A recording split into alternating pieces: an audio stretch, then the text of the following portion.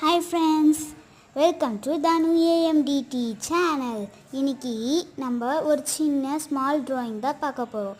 அதுக்கு first பேக்ரவுண்டுக்கு 2 paint எடுத்துக்கலாம், brush எடுத்துக்கலாம்.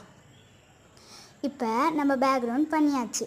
நான் கொஞ்சம் ஃபாஸ்ட் பண்ணனால அது நான் பண்ணிவிட்டு காட்டுறேன். பண்ணி முடிச்சிட்டேன். நல்லா நீங்கள் ஃப்ளாட் ப்ரஷ்ஷை வச்சு நல்லா தேய்ச்சிக்கோங்க. அதுக்கப்புறம் காம்பு போட்டுட்டு ஃப்ளவர் போடுங்க. இது ரொம்ப சிம்பிள் தான். நிலா வரைஞ்சிட்டு அப்புறம் ப்ரஷ்ஷை வச்சு டேப் பண்ணிவிட்டு காம்பு போட்டுட்டு பூ வைக்க வேண்டியது தான். ஓகேவா? அதுக்கப்புறம் கீழே ஒரு அந்த கீழே கிராஸ் அங்கங்கே போட்டுக்கோங்க. ஓகேவா? அந்தமாரி போட்டிங்கன்னா நல்லாயிருக்கும் ரொம்ப. நான் இப்போ சும்மா எப்படி மேலெலாம் பட்டுக்குது அசிங்கமாக இருக்குதுன்னு நினைக்காதீங்க. மேலே மாஸ்கிங் டேப் போட்டு இருக்கேன். அதான் ஓகேவா? நான் பேலட் எடுக்க மறந்துட்டேன், அதனால் சைட்லேயே மிக்ஸ் பண்ணிக்கினேன். ஓகேவா? நீங்களும் அந்த மாரி பண்ணுங்கள். இப்போ நான் சொன்ன மாரியே பண்ணுறேன் பாருங்கள். கீழே நல்லா டாட் டாட்டாக வச்சுக்கிறேன். அந்த கிராஸ் கூட சில பூ மொட்டு விட்ருக்கும்ல அந்தமாரி. ஓகேவா?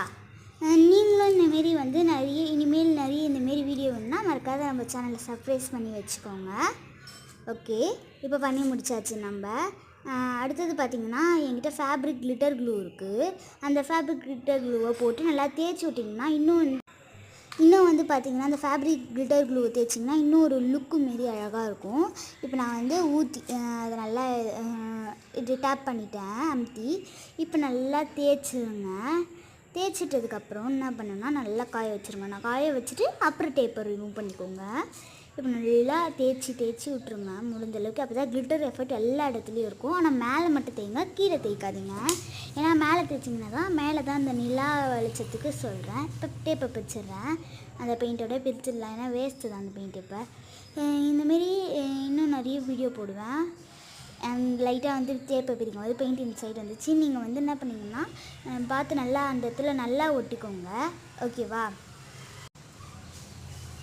இப்போ பிரிச்சிட்டேன். இப்போ என்கிட்ட ஒரு வார்னிஷு க்ளோ வார்னிஷ் இருக்குது. அதை நான் ஸ்ப்ரே மாரி இருக்குது, அதை ஸ்ப்ரேவை அடிச்சிடுறேன். ஆனால் அது ஸ்மெல் செம்மையாக இருக்கும். ஓகே, நல்லா அடிச்சுட்டு ஃபுல்லி அடிச்சுட்டு. ஏன் தெரியுமா நம்ம வார்னிஷ் ரொம்ப நாளைக்கு இருக்கும்.